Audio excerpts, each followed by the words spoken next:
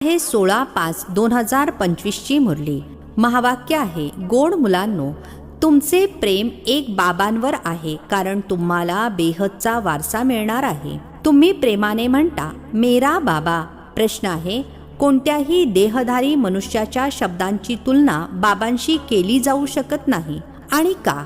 उत्तर आहे, कारण बाबांचा एक एक शब्द महावाक्य आहे. ज्या महावाक्यांना ऐकणारे महान अर्थात पुरुषोत्तम बनतात. बाबांची महावाक्ये गुलगुल अर्थात फूल बनवतात. मनुष्यांचे शब्द काही महावाक्ये नाहीत, यांच्यामुळे तर अजूनच खाली घसरत आले आहेत. गीत आहे, बदल जाए दुनिया.